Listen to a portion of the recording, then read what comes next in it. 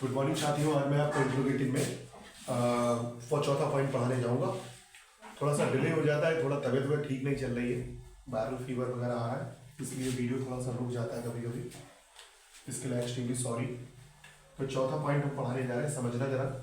अगर कभी आपको यहाँ पे ये देखना एवरी, सम और एनी, ये तीन वर्ड है।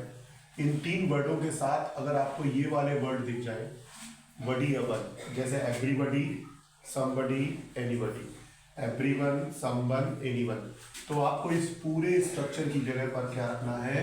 हु रखना है। याद रहेगा, एवरीवन, एवरीबडी, समबडी, ये सब दिए हो तो उस पूरे स्ट्रक्चर की जगह क्या रखना है? हु रखना है।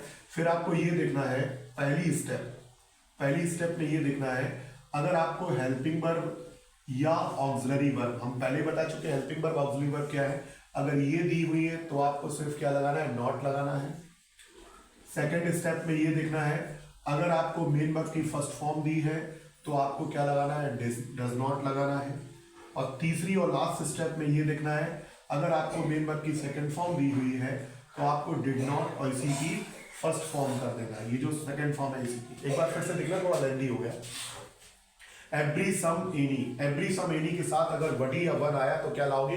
पूरे स्ट्रक्चर की जगह पे। फिर हमें ये तीन में से कोई एक स्टेप फॉलो करनी है जो दी होगी।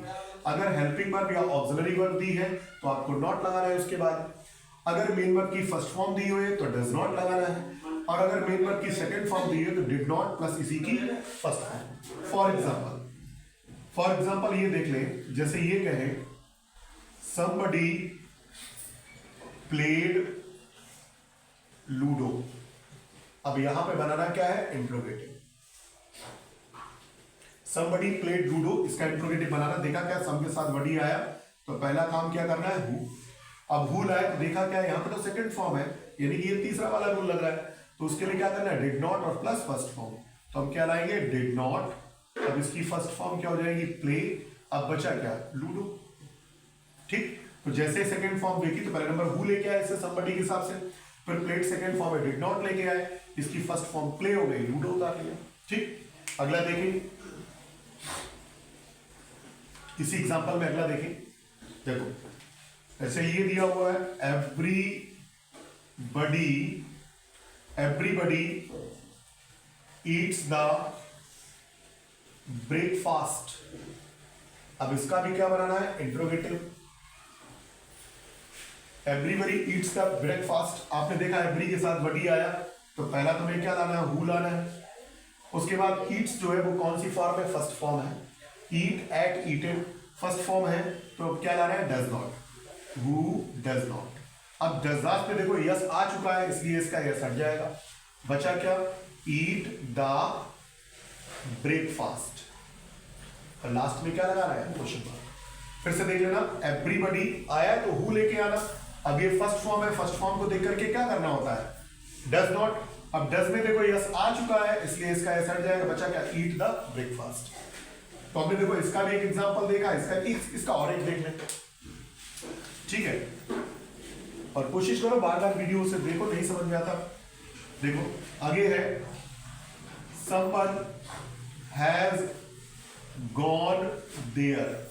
someone has gone there, इसका भी इंट्रोगेटिव बनाना। देखा क्या? someone है, सबसे पहले क्या लाओगे? who। अब has जो हेल्पिंग वर्ब है, तुरंत क्या लगाओगे? has। उसके बाद not, जो बचेगा gone there। तो who has not gone there, इसमें क्योंकि someone के साथ या ये जो जितने वर्ड है उनके साथ हेल्पिंग वर्ब ऑक्सिलरी वर्ब आएगी तो क्या लगाओगे? नॉट लगाओगे। ये हमारा रहा चौथा पॉइंट। पांचवें पॉइंट में हम आपको बताएं, ज्यादा कुछ नहीं है, बहुत इजी है, उसे पढ़ने के बाद आपकी इंट्रोगेटिव ब्रांच भी फिनिश हो जाएगी। देखिए जरा, देखो पांचवें पॉइंट में ये है, अगर कभी आपको नो वन या नोबडी ये दिख जाए स्टार्टिंग में ही, उसका इंट्रोगेटिव बनाने के लिए आपको क्या करना? हु लगाना है, कुछ नहीं करना, या तो नो वन या नोबडी दिया हो तो हम क्या करेंगे? जैसे no one has gone there, बनाना क्या है? इंट्रोगेटिव। बस करना क्या है? नो वन की जगह क्या लाओगे? Who has gone there, question mark, बस हो गया। नो वन है, नोबडी है, तो क्या करना है, हु लर्न, कुछ भी नहीं करना, no one has gone there, बस हो गया, फिनिश।